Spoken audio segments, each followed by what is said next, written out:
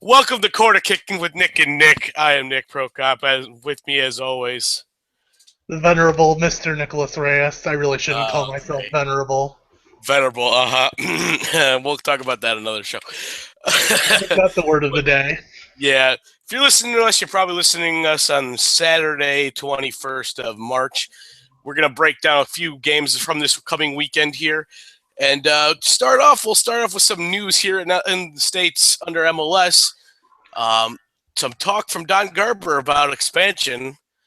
What did he? How many days did he say we were going to have expansion news in? Sometime within the next month, I believe, and Yeah, I I think. believe Minnesota United already released a statement about it as Yes, well. exactly. 45 days, and Minnesota United, who's in the NASL, which is really, really going to make NASL mad because they're trying to compete with MLS. They're not trying to be a second tier. They're trying to be the top tier in the United States, which good luck to them. But um, the big draw here, and this is my understanding at least with the whole Minnesota situation, there was two Minnesota bids. The Vikings are trying to set up a bid, and Yeah, United were trying to set up a bid for them. Um, the biggest issue that they had with the Vikings one was they would be playing in the Viking Stadium, which would be indoors. And yeah, the biggest draw for Garber was that the stadium that Minnesota United is building is going to be an outdoor facility. They really want to have the outdoor atmosphere for the game. And honestly, after seeing how they play in Seattle and CenturyLink, I'm all for the outdoor. yeah, I'm all for the outdoor. yeah. There's a reason why very few World Cup matches have been taking place out in indoor stadiums. I think only the Silverdome has featured as an indoor stadium for a World Cup match. Correct. And that wasn't so great. Yeah. um, Well, Detroit. well, yeah. I mean, you can't get much better in Detroit at that time. So, that's what they got.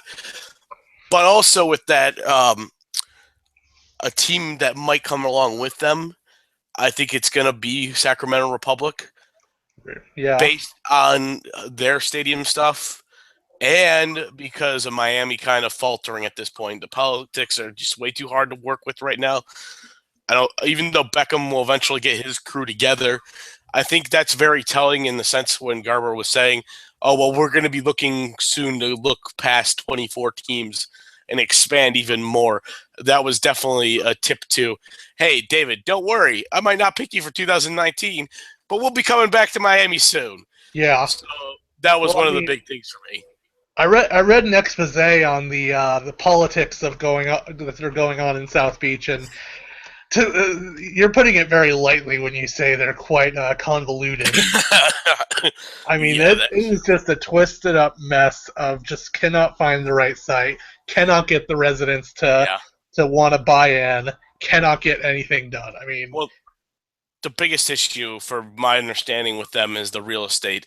Miami real estate obviously is very expensive, and the public sector there isn't enough in the same area to really bring together to make something at this point. Or if there is, it's very that situation where that mayor is just kind of like, well, we're not going to approve anything for this, so sorry. Yeah. But yeah, Sacramento Republic, they'll set up nicely with San Jose, who also has a stadium being built is opening this weekend, Sunday night via stadium. I think that's going to be a good match to watch, even though we're not going to break it down for this show. San Jose versus Chicago Fire. It's really nice to see San Jose is going to get a new stadium, soccer specific, obviously. It's funny is they're going to be one of the smaller capacity for fans, but they have the largest outdoor bar. So hey, priority. I'm Great. okay with this. Getting the 1906ers drunk, that's a great idea. Exactly, but Brilliant. That's kind of my point about Sacramento Republic. If they're going to get their own stadium in too, then you're going to have a nice little rivalry within a couple hours of each other between Sacramento and San Jose. Really, the San Right? Jose has nothing else except for your Los Angeles Galaxy at this point in time because there's really no other team in that California area anymore. Yeah. Now that we talked last week about Chivas USA being contracted and LAFC coming in 2017. Look out Um, for El Chivas. yeah, well, we'll see what happens with that. Any other expansion news you wanted to bring up? No, just all speculation at this point. I mean, the Minnesota United statement was kind of the big iceberg to reveal itself. Yes. Sacramento Republic, if they come in, I think they'd be a great fit. They've had great local support. They won USL Pro last year. They beat the Galaxy 2 in the Mm-hmm. final game. I know a few people on Twitter who work for them. I think they're going to be a really good fit in MLS. I think they're going to come to play, so to speak.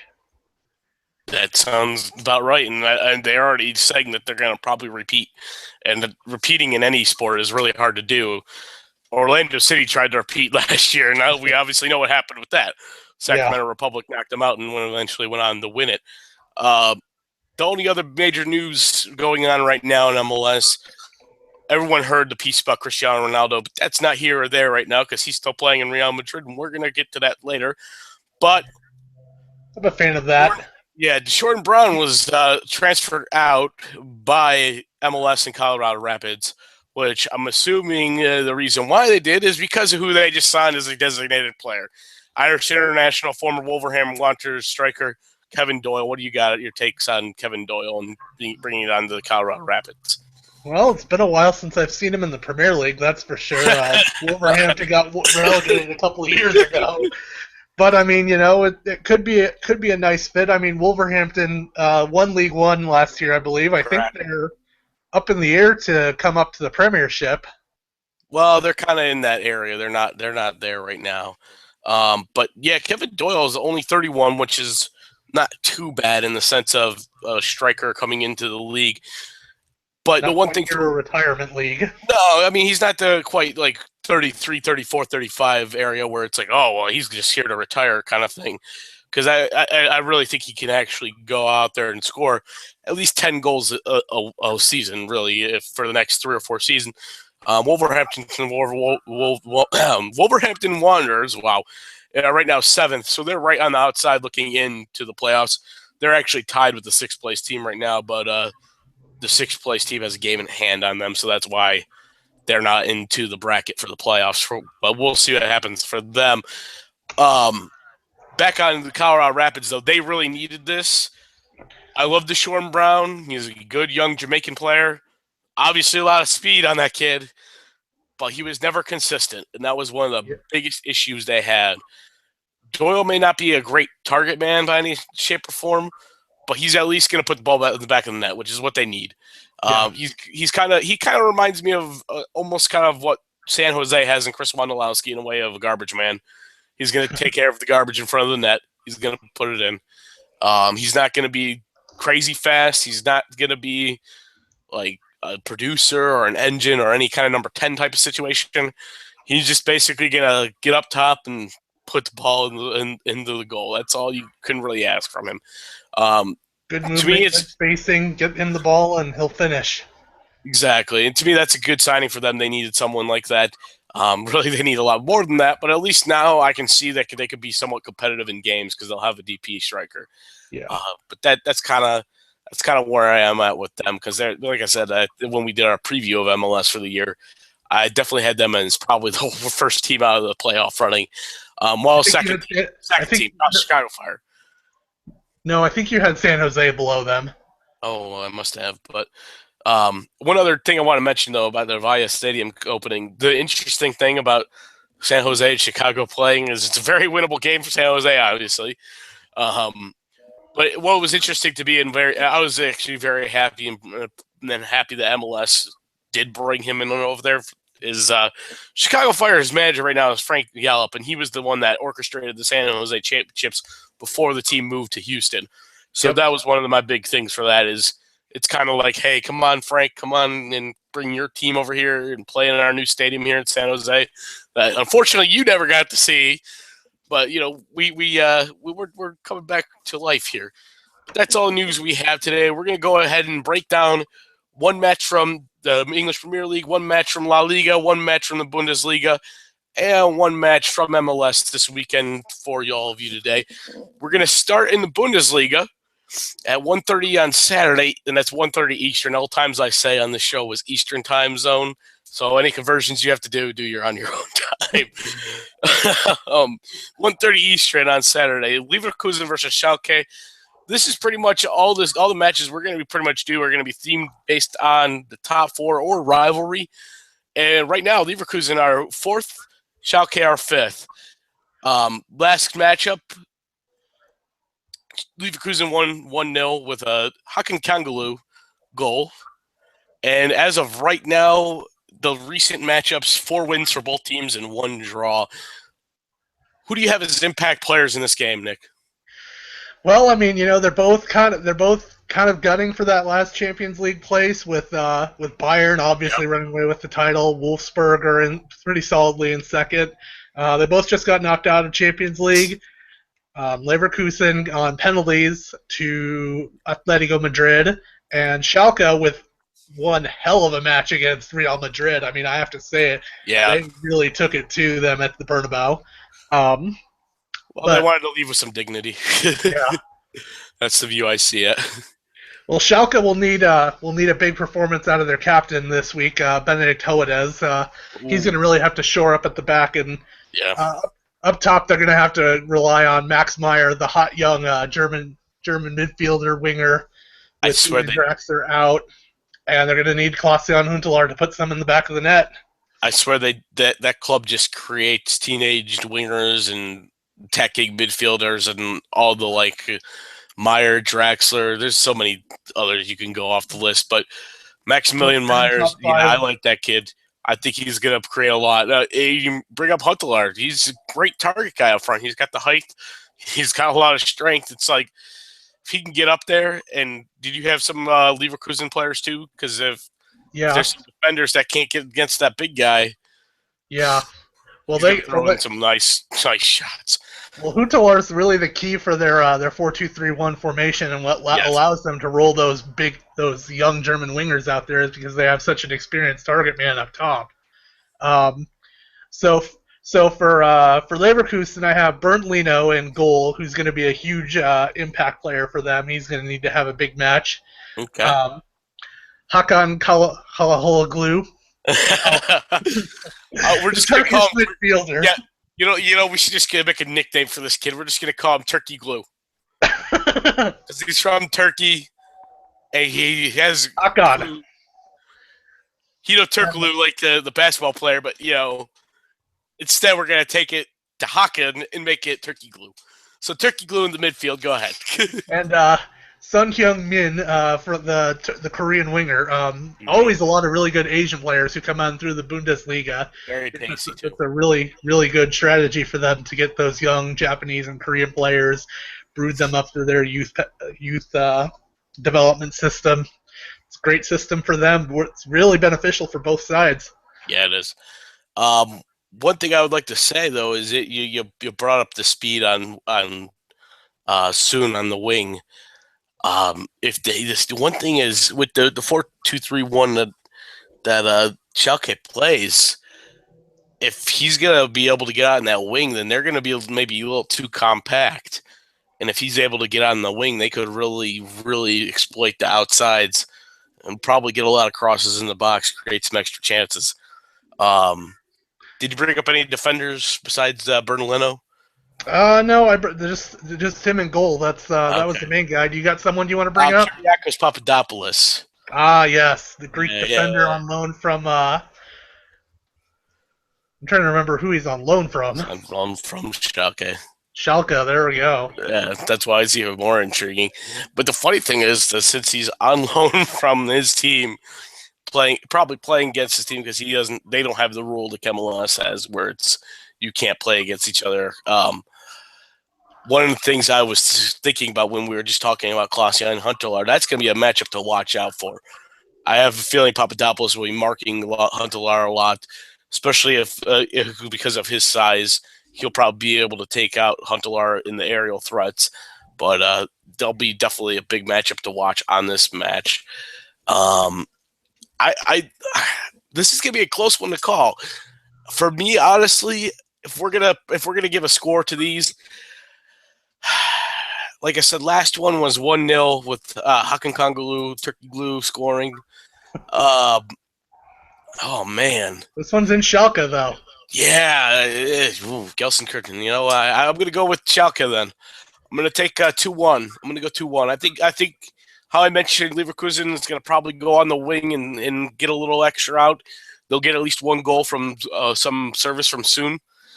And I think Huntelaar will probably get a header, and maybe Meyer get a nice distance shot, and that'll be the 2 goals for Schalke. Yeah. I'm going to go 2-2. 2-2? Okay. I could see it. Any specific predictions with the goals or anything along those lines? Who's going to get them? Um, I'm thinking maybe Meyer on a nice counterattack. I'm Okay. thinking Huntelaar on a corner. Oh, interesting. Okay. Headed? Yeah, of course. Okay, well, You yeah. know me. I love my header goals. Oh, jeez. Who scores Leverkusen's 2? For Leverkusen, I'm gonna go Sun Hyung, also Okay. on a counter, All and right. Hakan just on run of play. Yeah, well, yeah, Turkey Glue. He's interesting from the run-up play too. I last year for Hamburg, he had a shot from almost midfield that went right into the corner of the goal, which was amazing. So I definitely think he could get one in there for them. But like I said earlier, 1:30 on Saturday for that match. I said 2-1. Reyes said 2-2. We'll see who wins on that one. But moving on to Sunday, which is a big day for soccer. You have two of the Yeah, oldest rivalries. Two of the oldest rivalries and one of the oldest MLS rivalries, how old you can make it. But we're going to start off in England. We're going to go straight to Liverpool and see Liverpool and Manchester United. 9:30 on Sunday morning. Last matchups, United has eight wins, Liverpool has 4, one draw between the two. United won their December matchup between the two of them with 3-0, 3-0 win with RVP, Juan Mata, and Wayne Rooney all scoring. RVP obviously will not be available for this coming up match. Impact players, Reyes, who do you got? well, gotta start with the home side, Liverpool. I don't know how we can possibly cover this match objectively. A United supporter and an Evertonian. Hey! I got my fan cap off. I know. My cap is off. Um, well, one of the big stories has been ever since that 3-0 result that Liverpool haven't really lost. I mean, they lost I get in to Besiktas and Well, Europa League. in Premier League though, they have not lost yet. Yes, they have not lost, and the shift that Rodgers has made to the 3-5-2 has really helped them out in the long run. And one of the big guys who's really stood out since then is Emre Can, Yeah. the young German defender who's kind of moved into that 3-man back line. He's intriguing too because he's a midfielder by trade. Yeah. And he's been really strong in the back. Philip Coutinho has been decent up front too for them. He's been a pretty good engine in the midfield, so that'll be interesting to see. For me, it's intriguing on this setup because you've just said how the 3-5-2 has been a plus for Liverpool from moving to that formation and moving away from the 3-5-2 to the 4-2-3-1 has been successful for Manchester United. Yeah. So it's kind of almost like, hey, let's swap formations, guys, and let's see what happens. Yeah. I also had Coutinho. That's another guy who's been in really good form of late. Obviously, the form of their young attackers and Raheem Sterling and Daniel Sturridge will go a long way for them. Definitely. I think Liverpool, the attack is very fast. It'll be very interesting to see how these younger guys for United will hold up against them. I think Valencia on the right will have a lot of work to do because he'll probably have Coutinho coming down on the left at him. That'll be a very interesting matchup to watch. And this leads perfectly right into my first impact player for Manchester United. You know who he is. David De Gea. He's baby, bailing them out left and right. Standing on his head day in and day out. I love that guy. Go ahead with the rest of your United impact players before we go into breaking down. So I've got De Gea obviously in goal is going to be a huge factor, when you Correct. consider how well Liverpool's been attacking. And then kind of another guy who's really turned up really well as of late is Marouane Fellaini. He's Yeah. A lot of people had written him off, but he's really found his place again in that 4-2-3-1. Kind of in the hole, being a sort of a target man. Yeah, almost like that. He's it's definitely because he's I think more healthy now. I think one of the biggest issues is he was never fully healthy when he came over last year with Moyes. This year, as you mentioned, and kind of in that hole right behind the striker, kind of give service out to the wingers and kind of just hold up play for the striker to get to a good position.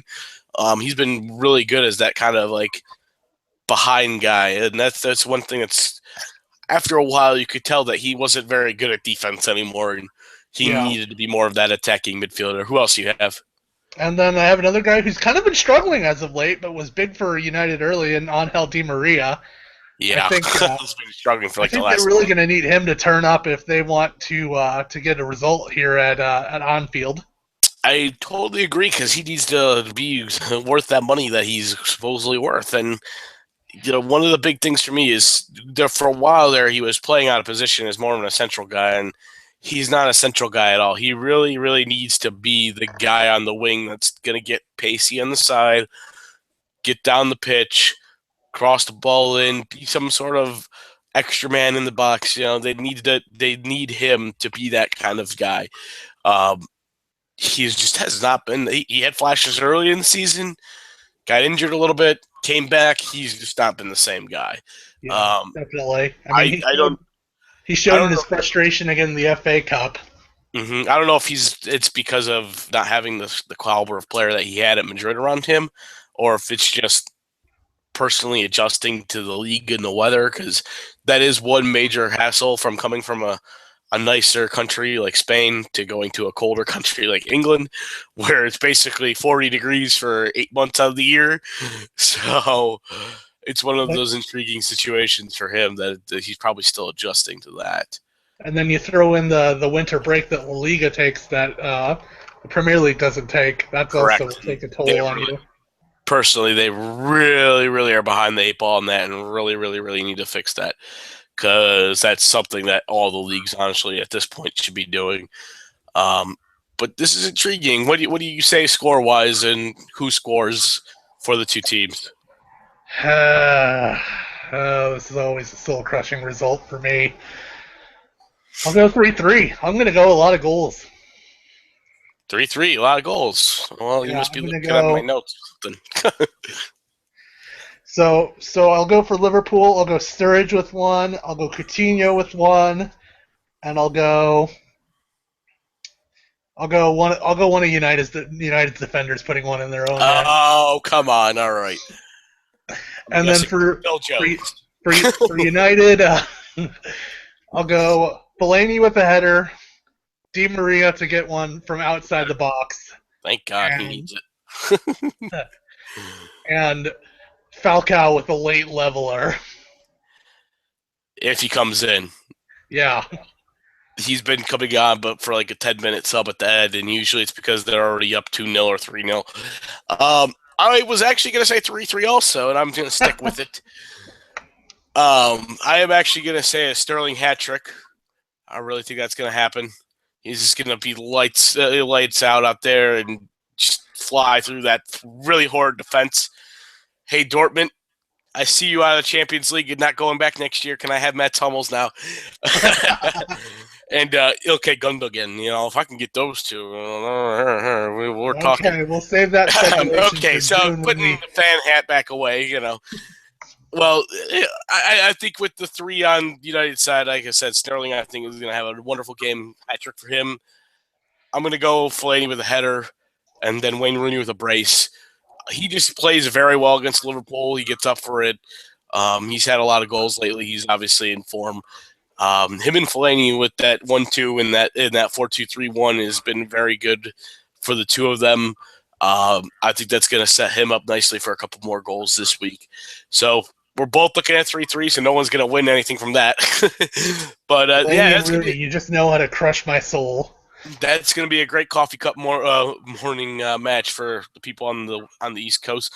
And when is England going to change their clocks? Because that match should have been like 10:30 or 11, not 9:30 on Eastern time zone. But staying on Sunday, we're going to go to Spain. We mentioned Spain, obviously, with Angel Di Maria. We are going to El Clasico. Barca versus Yay! Real Madrid. Barcelona comes in, obviously, as the league leader right now at 65 points. And right behind them, Real Madrid with 64 points. Latest matches, 7 wins for Madrid, 8 wins for Barca, 6 draws. It's like there's a lot of winning, a lot of losing, and a lot of draws with these teams. But hey, that's okay. 3-1 Real Madrid win the last matchup. I do not know what's going on with the Clasico because it's in the Camp Nou. Go ahead and give me your impact players before we break this down. Well, if you want to talk about defense, you're talking about the wrong match. Screw everything else. I want some goals. So we're just going to talk about that attacking trio that each team has. Messi, Suarez, and Neymar. They're finally finding their form together. You mean MSN versus BBC? Yep, the BBC of Bale, Cristiano Ronaldo, and Benzema. And Messi, Suarez, and Neymar, MSN. Yeah. Go ahead. What do you got for those guys? Well, I mean, Suarez, obviously he had... no, it wasn't Suarez who scored during the week. It was Neymar. No, it was Neymar, yeah. He scored in the last match for Barca, too, so... Yeah. Messi had a really nice assist on the week, and they're finally starting to find their chemistry together, all three South American players just finally starting to show what they can do all together. Bale, Ronaldo, and Benzema, though, struggling a bit more. They looked a little bit. Well, actually, it was more at the back that they looked suspect against Schalke. But yeah, that's true. But there's going to be a lot of firepower, a lot of goals, hopefully. One thing that intrigues me when I look at Barcelona, to start with them at least, when you look at their attack with Neymar, Messi, and Suarez, for a while, just looking at how they all play, you would have figured the wing would have been Suarez and Neymar, and Messi kind of in that false nine role he's been playing the last few years for Barca. But Luis Enrique has moved Messi outright and has Neymar and Messi as the wingers and Suarez as the striker, which has been extremely successful for them because it's helped with their flow. Yeah. One thing that was interesting to me, though, is I was shocked by that because Luis Suarez actually came up before he moved to striker as a left winger. But I think that Neymar is so comfortable on the left now that they don't want to move him around anymore. So they figure Messi is so good, he can cut in from the right. And he obviously has a magic left foot. Yeah. So we all know how great Leo Messi is.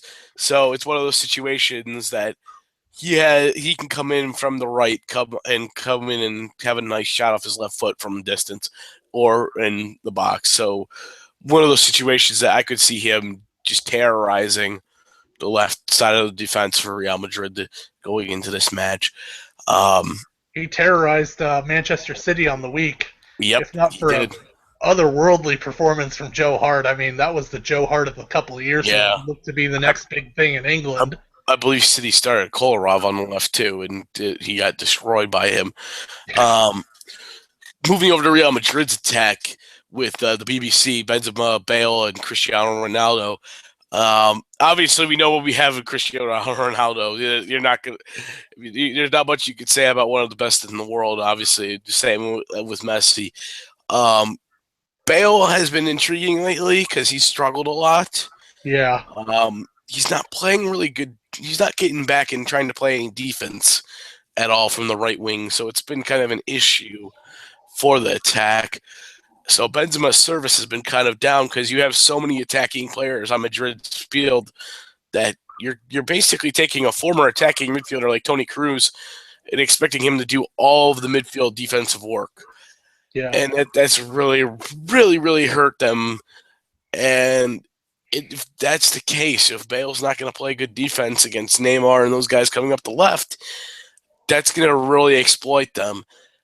And I'm just going to go ahead and say my score right now because I'm saying how they're going to exploit Bale. They're going to exploit that right side of the defense for Real Madrid, and they're going to win 3-1 Barca. I just think Barca, after they take this win away, they're probably going to just run away with the league this year just because I think they're the more sound team. Ivan Rakitic in the midfield has been a very good engine for them. Obviously, they have Javier Mascherano, who's probably the best tackler in the world. So I really feel Barca can handle this game. It's a home match, obviously, for them. So that's going to be huge in the sense that Real Madrid is going to be struggling against the crowd, against the defense.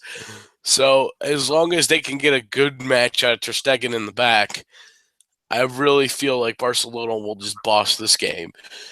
Ter Stegen had a good match over the week as well. Had a good match against Manchester City. Saved a penalty by Aguero. Yeah, exactly. So that's why I'm thinking that if Ter Stegen has another great match, it's going to be really hard for Real Madrid. I think they might get one in. It'll probably be maybe like a free kick or something from Ronaldo, but it's probably not going to be enough. 3-1, you hear it here. 4 o'clock on Sunday. Watch it. It's a wonderful match to watch. I'm personally not a fan of La Liga. I have been admitted to that, but you want to see some of the best players in the world play off against each other. This is the match to watch. Yeah, I'm thinking I'll go 4-3. 4-3 Barcelona. Oh, that's a lot. Yeah. That's goals for days. I mean, Atletico Madrid shredded up Real Madrid about a couple months or so ago. Yeah. So, I mean, they're there for the taking. That's true. That's true. And they actually get to play each other in the UCL, but we'll get to that when they actually play each other in the quarters. How are Madrid's 3 going to go in? You said 4-3? Yeah. I'm thinking Bale just pulls one out of nowhere like he can always seem to do. He seems to do that a lot. And then I'll go Isco and Benzema. Okay. I like it. I'm guessing Barca's 4 is just everyone just going at the goal and just all 3 of them is sent and then somebody else gets an extra. I'm assuming that's where you're going with that, right? I'll probably go. I'll go 1 each from the attacking 3 that I talked about, and I'll go a PK header. Okay, that should be interesting. That should be he does that very well, so I could see that. All right, and moving on back over to the States, one of the oldest rivalries in MLS, which obviously it's only been 20 years, but it's been the whole 20 years basically. DC United, New York Red Bulls.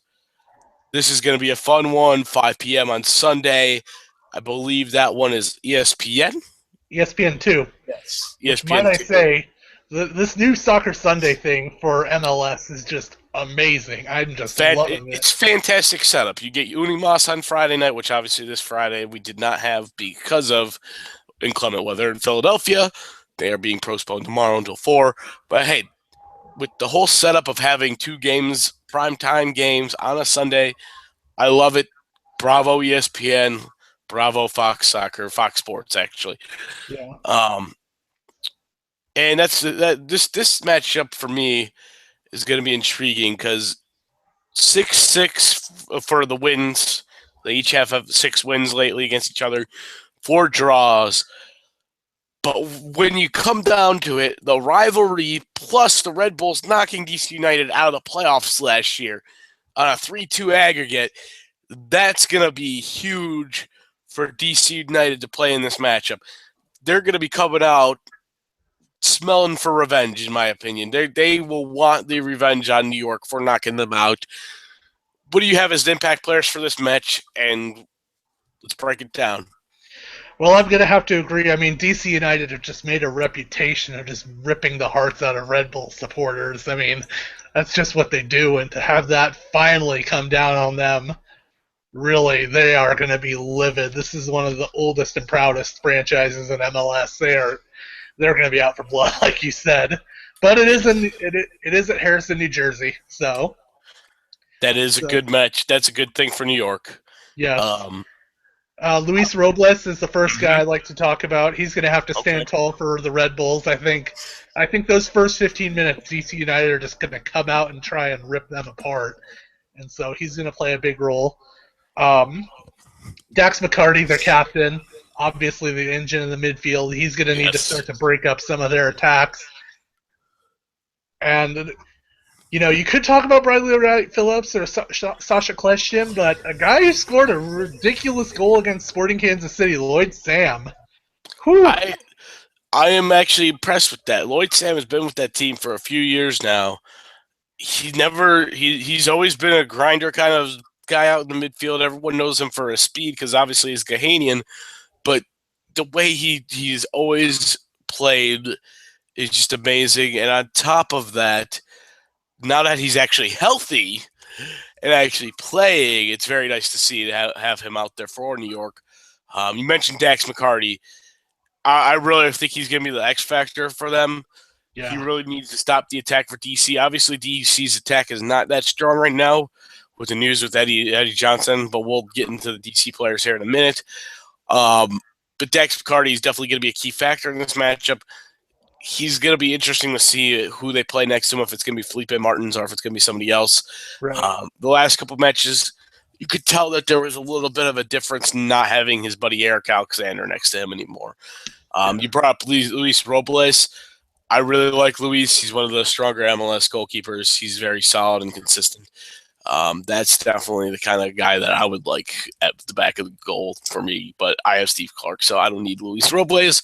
Go on for the rest of the players. Who we got? So for DC United, obviously I talked about that first 15 minutes, and I think, of course, the spearhead of that is going to be Fabian Espindola. Correct. He's going to be the main man who's going to have to drive them forward. Well, is he still out? I thought he was still injured. Oh, he is still injured. Oh, well then. Yeah, he is. So you're not going to get anything out of him. Probably Luis Silva, Nick DeLeon. Those guys are probably all they're going to really have. Yeah. All right, way to make me look stupid. Okay. Sorry, I had to. Okay, no worries. Fabian Espindola's not playing yet. But Luis Silva will probably play. The guy who's gonna have to step up once New York starts to push back is, of course, Bill Hamid. Correct. Like you said, another one of the better MLS goalkeepers. This is going to be a really good matchup for them. And honestly, for Bill, just let me while you're doing your thing, let me take a little bit with Bill. Honestly, for me, it's one of those situations that he might be gone after this year. This might be his last match. Well, I mean, not match. Well, last season as the goalkeeper for DC United, because there's probably going to be a team calling, either it be a championship team in England or someone wants to groom a little bit more as a backup in the Premier League, but someone's definitely going to be calling for him just because he's so talented that you cannot just let him just sit around or anything. And I think with Jurgen Klinsmann calling up that goalkeeper from Lyon, I believe, in the Mexican League. Yeah. I saw he was coming up for the friendlies, and so he's gonna. That might be a subtle little tap to him, like, "Hey, buddy, hey, step up your game." Yeah, defense. Sean Franklin, your former right back in Los Angeles, he's been outstanding for DC since coming in. Obviously, a veteran presence, a lot of speed on the wing for the right back. Steve Birnbaum, another guy you mentioned from Klinsmann there. He's a nice, young, talented corner. Wrong sport. Center back for DC. At least the abbreviations are right. He's a good center back for DC United. Bright young candidate. Early pick last year in MLS draft, so it's definitely a strong player in the back. Perry Kitchen in the center of the midfield. He's definitely going to be that guy that's just like Dax in the sense that he's going to be the guy that's kind of bossing the midfield, getting the ball out to Nick DeLeon on the right wing. If Chris Wolf plays on the left wing again, the guys up front, like you said, Fabian Espindola is out right now, so it'll be intriguing to see who actually plays. But it's been a mix of Connor Doyle off the bench with Jairo Arrieta. Columbus fans will know who we're talking about with that guy, Costa Rican international, and Chris Pontius up top. Chris has been just kind of meat a and potatoes yeoman, guy. basically. Yeah, he's been a yeoman type of player for DC United for years now. Jairo scored a goal against Montreal Impact in their last MLS match, so he might be able to get another one out of him. He's very inconsistent, though. Usually with Jairo in Columbus, it was always he scored a goal, and then 2 weeks later, he probably would never score again, and then maybe he'll score again later in the fall. But I think the key for DC is Kitchen and Birnbaum in the midfield and the defense. Those are going to be the key guys to neutralize Peggy Ulandola, Sacha Kleshton, and Bradley obviously Wright. the Bradley Wright Phillips, the Golden Boot winner right now. I don't think DC gets the revenge. I'm going to go ahead and give my prediction first. I really think they're going to get destroyed in New Jersey. I think New York is going to win this one 3-1. I feel like Birnbaum or Kitchen might get one on a set piece, probably a corner of some sort. But I really think that Peggy Lugendua will get one from the midfield. Bradley Wright Phillips will probably get one. And maybe even Sacha Kleshton will throw him out there as getting one, too. I think that'll be the final score for DC United and New York Red Bulls. Who do you have for us? I've got kind of a very different direction. I've got a 1-0 ugly scrap fest in midfield. Hamid and Robles making nice saves, and just Bradley Wright Phillips scoring an ugly goal as can be. Yeah, that's true. And I think that's about it for us. And next week we'll be back. We'll record on Tuesday, so everyone else will probably hear it Wednesday morning. We will review all the matches we have previewed for you, and we'll give our thoughts on how things went, who scored, who probably had a really bad foul that probably shouldn't have been a foul, cards, everything along those lines. But until we meet again, I'm your host, Nick Prokop. That's Nick Reyes. You've been listening to Corner Kick with Nick and Nick. Anything else? No, just let's enjoy some good footy this week. All right. See ya.